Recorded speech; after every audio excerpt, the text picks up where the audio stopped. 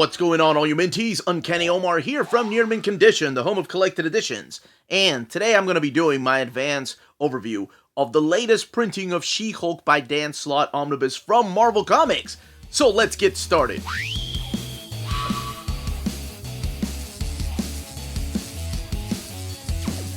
Before getting started, I want to give a huge thank you to David Gabriel and the fine folks at Marvel for sending us an advance copy of this omnibus. This omnibus is due out in the direct market and book market on December 6th.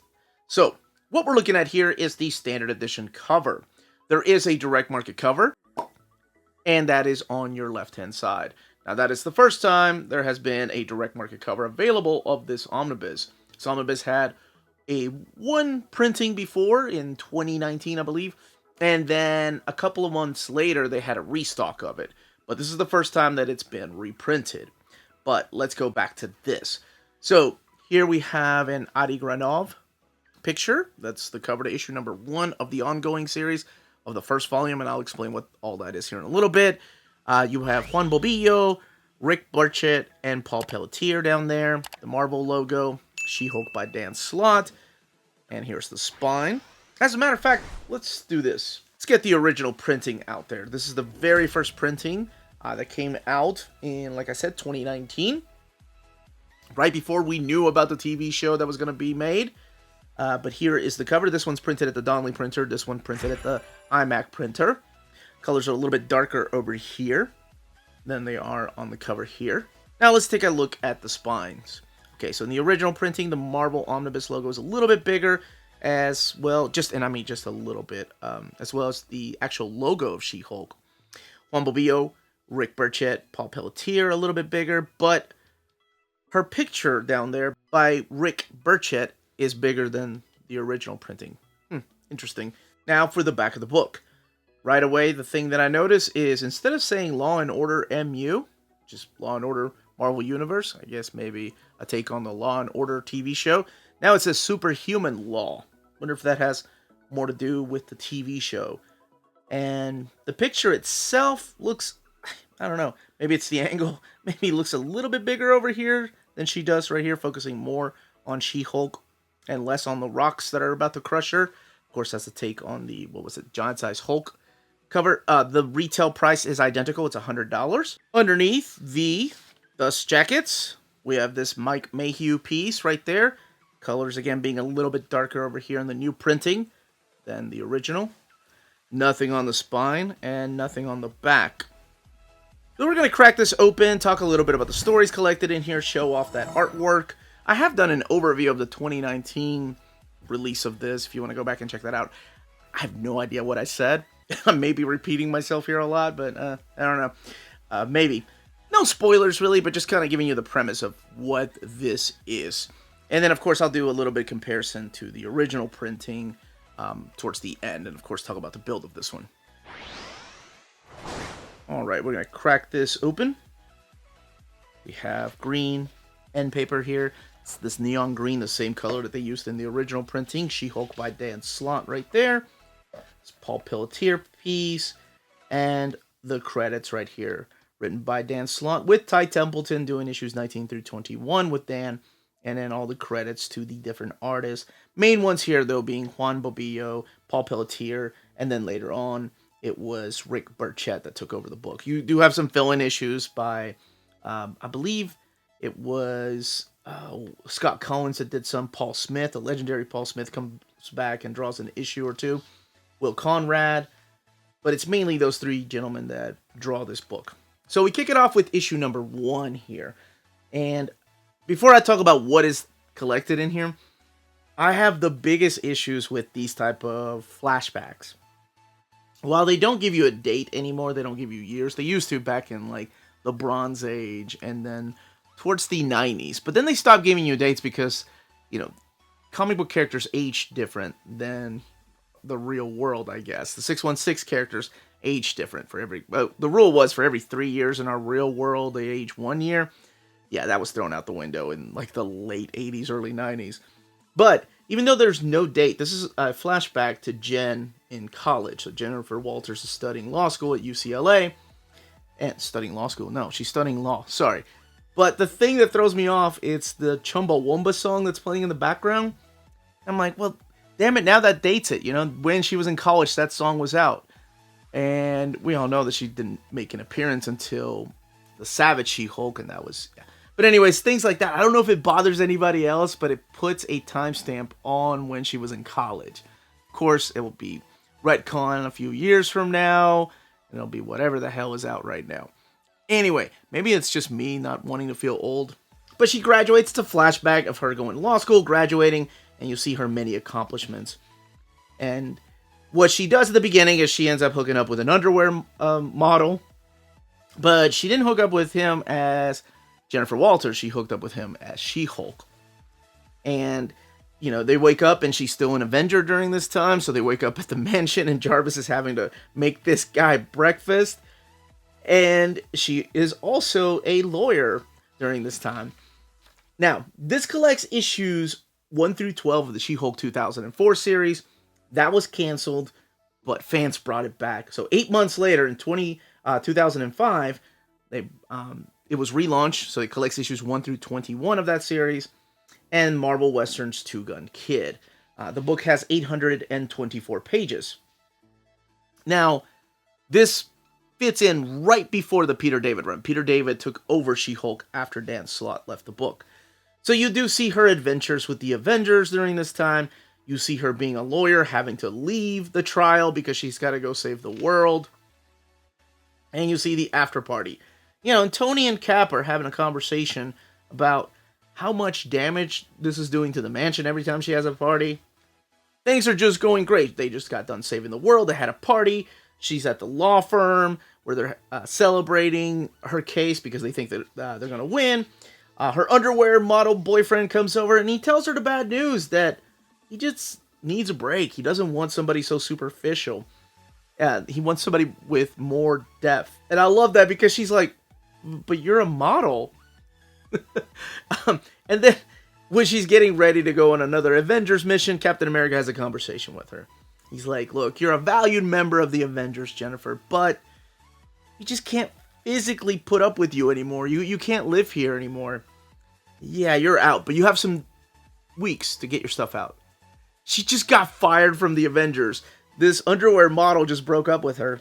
And then she finds out that there was a mistrial on her case against the Goodman, Lieber, Kurtzberg, and Holloway law firm. And by the way, I love that because the Goodman, Lieber, and Kurtzberg, and Holloway law firm all stand for names in the Marvel history, like the Marvel comics, the people that made these books. Of course, you have Martin Goodman right there, who was the first publisher of Marvel Comics. You have Lieber, which is Stan Lee's birth name, Stanley Lieber. And then you have Kurtzberg, which was Jack Kirby's last name. So his name was Jacob Kurtzberg, but he changed it to Kirby. I believe Holloway, and please, somebody that wants to win a no prize, correct me if I'm wrong. I think he is a made-up character for this book, Holloway. But she ends up losing her job because they're like, look, you went to save everybody, but because of that, there was a mistrial. Yeah, we just can't afford to have you as a lawyer anymore. Sorry, She-Hulk. So she lost her job with the Avengers. She lost her, well, I don't think it was a boyfriend. It was just somebody that she was with for a while. And now she lost her job as a lawyer. So, like anybody else that loses a job, she goes out for a drink and then the Blizzard shows up and he's like, you ruined my chance of becoming a super villain. A great super villain. And she gets drunk with him. Of course, she's able to outdrink him and he passes out. But then she gets an offer from this gentleman right here. This is Holden Holloway, one of the partners of that law firm I was just talking about. And he wants to hire her. So she's excited. She's like, oh my gosh, you won't regret this decision. But he's like, here's the thing. I don't want She-Hulk.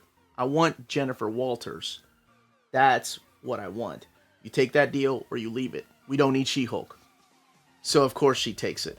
And this changes everything. Of course, she passes out at the end of the first issue. And that's it. That's pretty much what this book is. Because what she's in charge of, little does she know, is that she's going to be in charge of the super division, I guess. The Superhuman division, if you will. So there's going to be cases brought up against superheroes. Sometimes the superheroes themselves are suing other people in the Marvel universe. There's a really funny story in here with Spider-Man. And it's a book that doesn't take itself too seriously. As a matter of fact, they just make fun of so many things.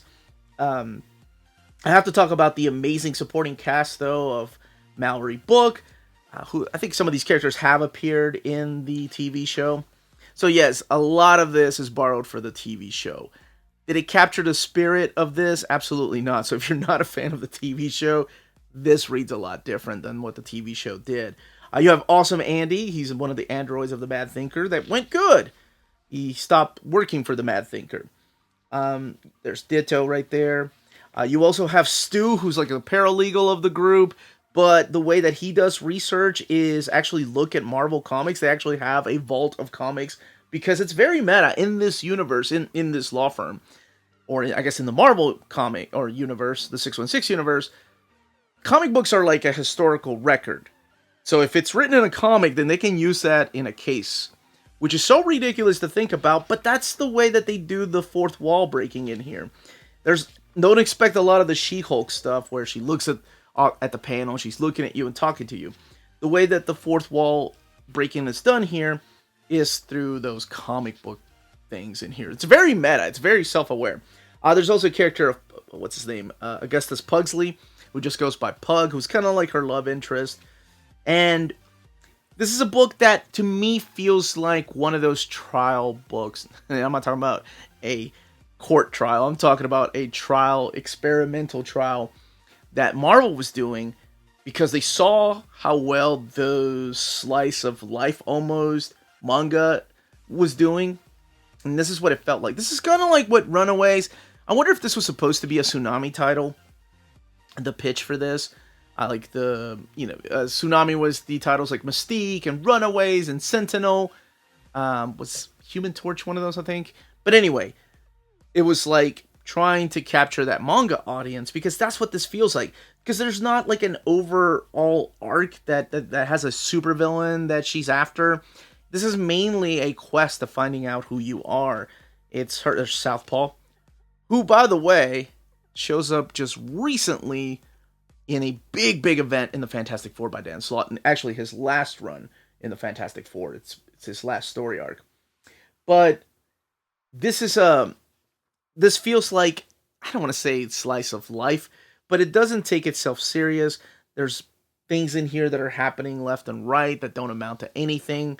As a matter of fact, you can just read this from time to time, taking breaks in between other books.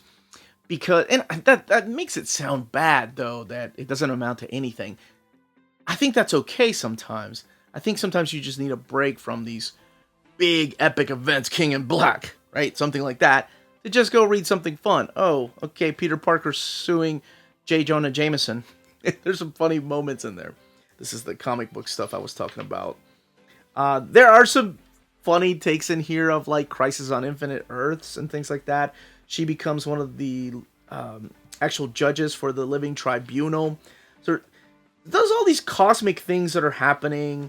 And honestly, some of it does come back in his Fantastic Four run. So maybe the fact that I said it doesn't really matter. Or this book is just one of those books that once you're done reading, you want to take a little break from it and then realize, oh, that didn't amount to anything. I guess I'll take that back a little bit because some things in here do show up in his Fantastic Four run. Now, this is, of course, before he went on to write Spider-Man. But it was a book that never took itself seriously. The supporting cast is awesome. The ideas that they can use comics as part of their cases, I thought was an ingenious way to throw that comic book trope in there. And a lot of characters show up here. There's a really awesome backstory and story with Titania. Like, she's a character, I don't want to say she was too one-dimensional, but she didn't really have what the underwear model called a lot of depth. And I think Dan Slott really gave her that big push that made a lot of us go, oh, damn. It's kind of a bad backup story. Like, feel so bad for her. You see characters like Mobius show up here. And, of course, probably most people know him now because of the Loki TV show.